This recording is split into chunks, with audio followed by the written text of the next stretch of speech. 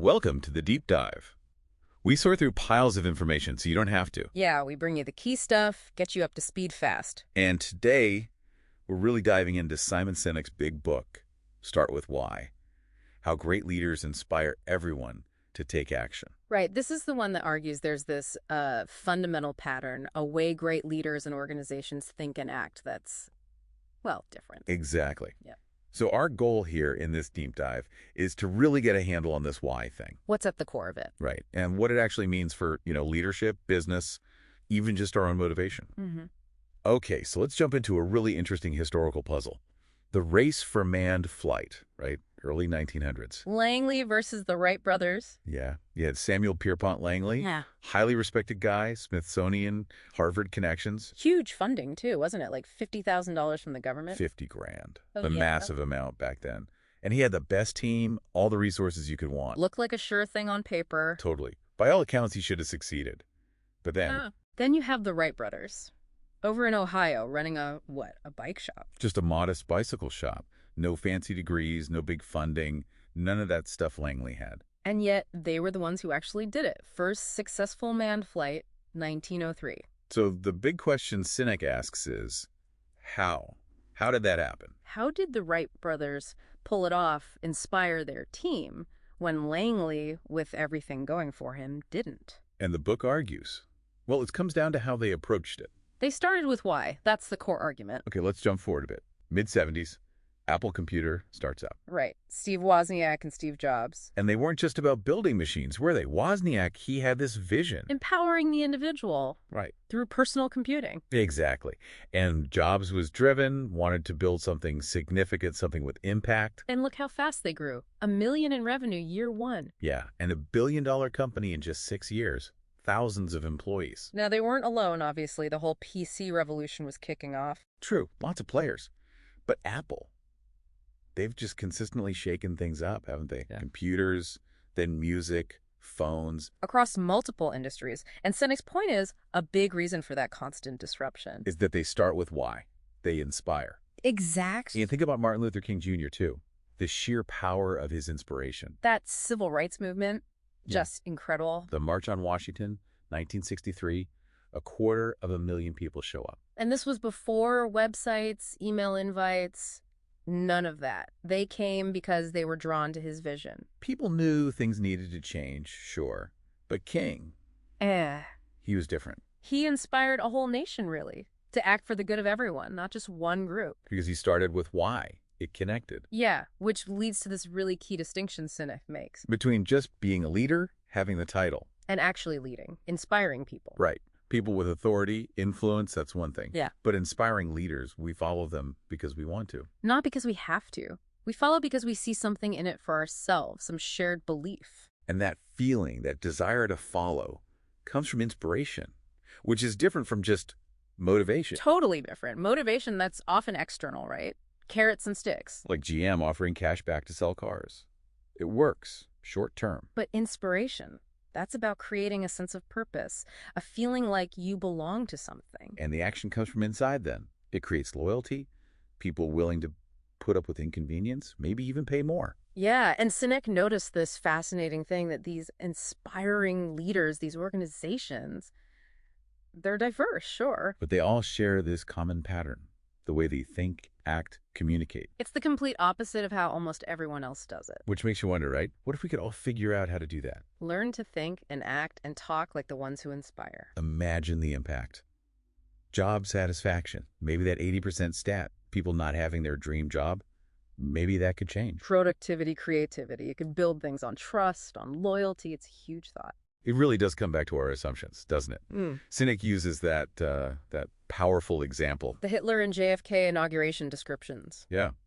Describing Hitler's rise with details that sound just like Kennedy's, it shows how easily our assumptions, based on incomplete info, shape everything. It makes you question, when we see a company succeed, do we really know why? Or are we just guessing, assuming? Which brings us to the two main ways to influence people.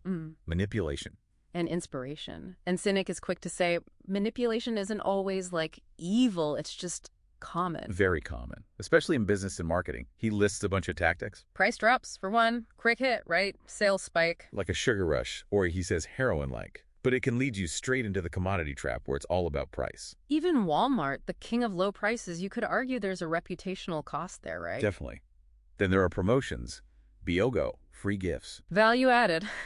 And retailers even count on people not redeeming rebates, right? Breakage and slippage, they call it. Yeah, making the process intentionally difficult sometimes. Fear's another big one. A powerful motivator. Think security ads, job security promises. Public service announcements, political campaigns. Yeah. It's everywhere. And then aspiration. Selling the dream. 6 steps to happiness. Or gym memberships bought in January. Lots of aspiration, maybe less follow-through. Peer pressure, too. 4 out of 5 dentists. Celebrity endorsements. Even just saying, hey, your competitor uses us. Oh, yeah. And novelty. The shiny new thing. Like the Motorola RAZR phone. Huge hit for a while then. Poof. Or all those toothpaste variations Colgate pumps out. Mm-hmm. Does anyone really brush more often because of it? Probably not. It's not real innovation like, say, Apple changing the whole phone game. So the point is, these manipulations, they work. Short term, they get transactions. But they don't build loyalty. And they tend to get more expensive over time. More stressful, too, for everyone involved. There's a huge difference between just getting repeat business because maybe you're the cheapest or most convenient right now. And true loyalty, where someone sticks with you even if a competitor offers something seemingly better. The U.S. auto industry relied heavily on manipulations, those incentives. And it really hurt them when the economy tanked. Contrast that with Southwest Airlines. Right. Their customers showed incredible loyalty after 9/11. That was different. And Sinek links all this manipulation to rising stress levels in business, referencing Peter Wybrow's American Mania. The real danger is that because manipulations do work, they become the default. It's just how things are done. Creates this sort of systemic pressure. Everyone does it, and it weakens organizations long term. The 2008 financial crisis is kind of a massive example of that, right? Mm-hmm. Flawed assumptions, manipulative practices in housing, banking. Huge consequences. So if manipulation isn't the sustainable path, what's the alternative? That's where Sinek introduces the golden circle. Why, how, what? He says it's not just a theory he made up, but a naturally occurring pattern. You see it in inspiring leaders. Yeah, he connects it, interestingly, to the golden ratio, that pattern in nature suggesting order. So the idea is the golden circle reflects a similar order in human behavior. Mm-hmm. Helps us get why we do things. And shows how much more is possible if you start with why. He gives examples where this really shines through. Apple's innovation streak. Harley-Davidson's intense loyalty people tattooing the logo. Southwest's consistent profits. Martin Luther King Jr.'s movement. JFK's moonshot. All achieved through inspiration, he argues, not manipulation. And understanding this, applying it, it has practical implications everywhere. Leadership, company culture, hiring. Product development, sales, marketing. It even helps explain loyalty itself or how social movements catch fire. Okay, so let's break down the circle itself. 3 layers. Outside layer, what? This is the easy one. Every single company knows what they do. Sell products, offer services. Straightforward. Middle layer, how W. Some companies know how they do what they do differently. Their unique selling proposition, proprietary tech, special process, that kind of thing. Many think this is the key differentiator. But the core, the inside, WHY, very few can clearly articulate this. Your purpose, your cause, your belief. Why do you even exist beyond making money? Why get out of bed? Why should anyone care? That's the deep stuff. And most communication goes outside in, right? What we do, maybe how we do it. Rarely WHY. But the inspiring ones, they flip it inside out. Start with WHY, then how W, then what? Apple's the classic example again. Most computer companies would say. We make great computers. They look good, easy to use. Buy one. Something like that. What? How? What? But Apple goes, everything we do, we believe in challenging the status quo, thinking differently. That's the why. The way we challenge it is by making beautiful, simple, user-friendly products. That's the how. And we happen to make great computers. That's the what. Want to buy one? Feels totally different, doesn't it? Completely. And it hits that core idea. People don't buy what you do, they buy why you do it. The what is just the proof, the tangible thing that shows you believe your why. Anyone can copy your what, maybe even your how. But they can't fake the WHY, not authentically, and that's where the loyalty comes from. It also explains Apple's flexibility, moving into music, phones. Because their identity isn't we make computers, it's we challenge the status quo. That applies way more broadly. Remember when they dropped computer from their name in 2007? Just Apple Inc.? Exactly. It reflected that deeper why. Meanwhile, Dell or Gateway, they were known as computer companies. So when they tried selling TVs or MP3 players, it just didn't quite click for consumers, did it? Even if the products were okay. It didn't align with their perceived why. And when companies lose that focus on why, define themselves by what? They become commodities, competing on price, features, service. It gets expensive and hard to stand out. But if your why is clear, you are different. You don't need to convince people as much. People argue Apple's just good marketing, selling a lifestyle. Sinek pushes back on that. He says they don't sell a lifestyle. People who already live a certain way, who believe what Apple believes, are drawn to it. The why resonates. Quality matters, of course. Yeah. The what has to work. Sure, it has to be good, but quality alone doesn't create that fierce loyalty without the why. Think Honda versus Ferrari. Better depends entirely on what you believe, what your why is. A Mac is only better if you buy into Apple's whole philosophy. Right. Saying you're better might get a sale, but it doesn't build that deep connection. Loyalty comes from the cause, the belief the company represents. So knowing your why isn't the only way to succeed, obviously, but Sinek argues it's the only way to have lasting success with innovation and flexibility. And when that why gets fuzzy, You fall back on manipulation.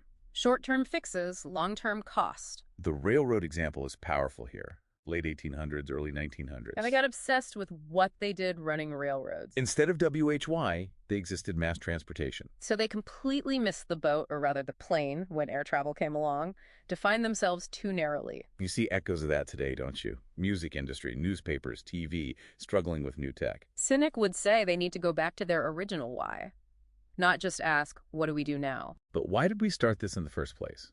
And how can we bring that cause to life today? Yeah, a much deeper question. And this isn't just business philosophy, is it? He grounds it in biology. Right. The Golden Circle principles, he argues, line up with how our brains actually evolved, how human behavior works. He talks about that basic human need to belong. Uses Dr. Seuss, the Sneetches, that urge to fit in, have the star on your belly if others do. It's deep-seated.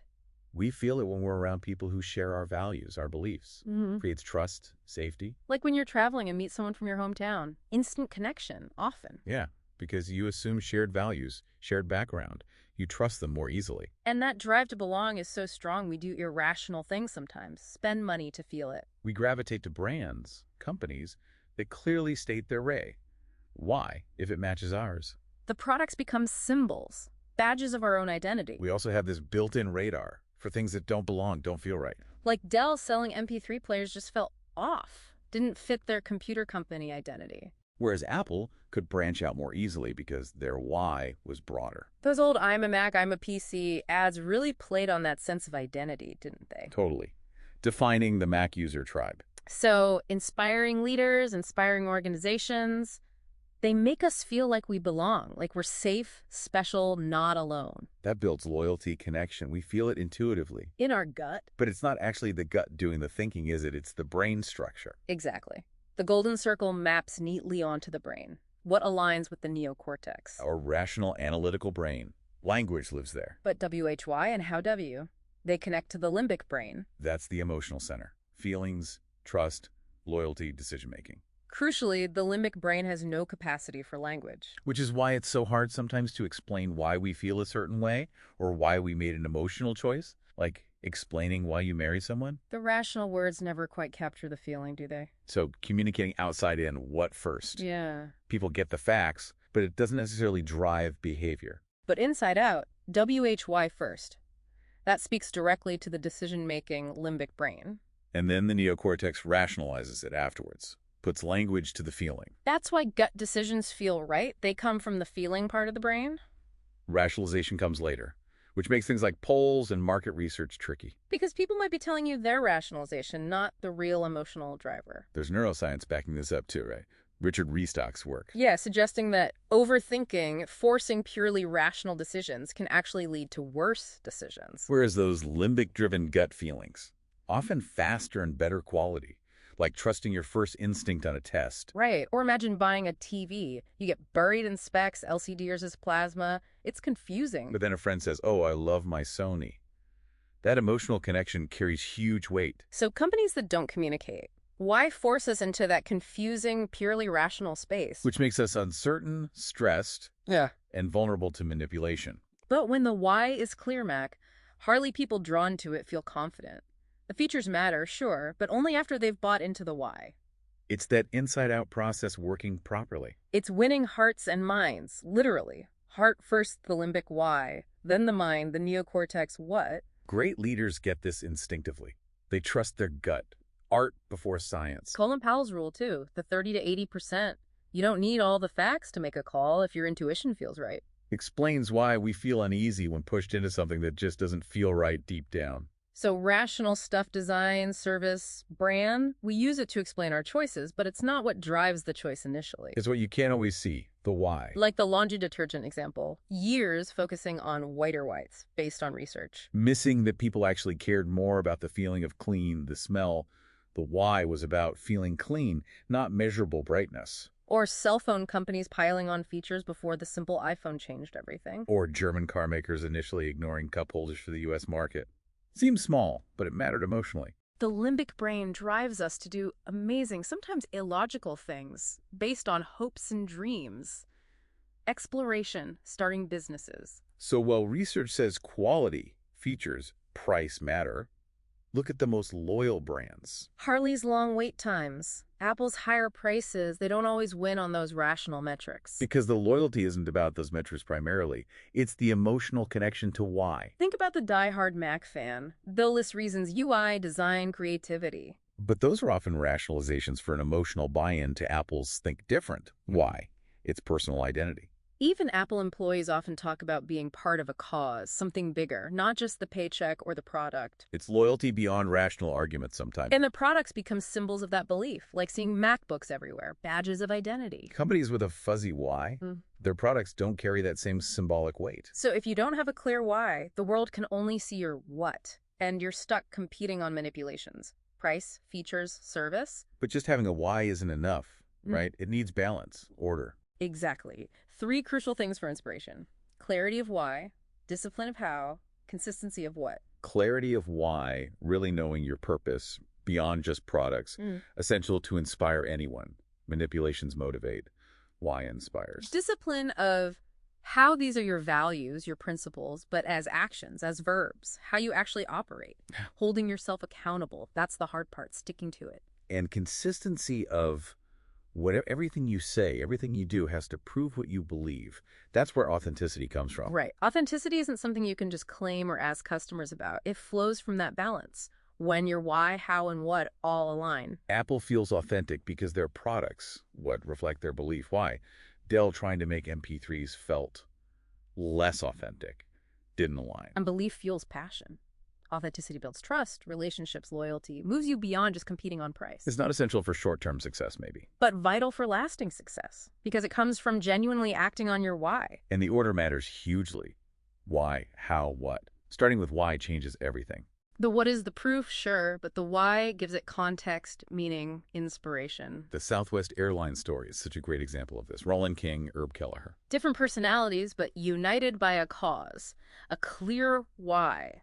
Which was? Championing the common man, making air travel accessible. Back then, early 70s, flying was expensive, kind of elitist. Their competition wasn't really other airlines. It was the car, the bus. Their mission was for the everyday person. That was their why. So their how flowed directly from that. Had to be cheap. Fun to counter the stuffy image. And simple for people who didn't fly often. Easy to understand. Even their pricing was simple. Nights, weekends cheaper, made sense for their why. And their what? Their ads, you are now free to move about the country. That wasn't just a tagline, it was like a rallying cry for their cause, connected with average Joes. Built incredible loyalty. People loved Southwest, not just for the price. That anecdote about the exec flying other airlines for work, but Southwest for personal trips because he loved them, perfect. And look at their track record. Consistently profitable. Never a loss-making year. Because the why was clear, the how was disciplined, the what was authentic, it all lined up. Now compare that to United's song, or Delta's TED. They basically copied Southwest's how. Cheap, fun, simple, appeared similar on the surface. But they lacked the why. Consumers didn't know why they existed other than to compete with Southwest. So no real connection, no loyalty. They ultimately failed, even though service was fine. It really comes back to that core principle then. People don't buy what you do, they buy why you do it. So wrapping up this deep dive into Sinek's, start with why. The big takeaway is the sheer power of leading with purpose. Yeah, the importance of clarity in your why, discipline in your how, consistency in your what, that golden circle balance. We saw how it connects to our basic human need to belong, how it taps into our brain's decision-making. And that crucial difference between manipulation, which is fleeting, and inspiration, which endures. So maybe a final thought for you, the listener, to chew on. Think about the companies, the brands, even the people you feel really connected to. Can you put your finger on their why? And how does that why click with your own values, your own beliefs? And maybe even flip it around. What might change for you in your work, in your life, if you started consciously thinking about and acting from your own why? Something to ponder. How understanding motivations, yours and others, might shift things. Thanks for listening. Visit our library and subscribe below for more book summaries. This has been a Sprint Reads production.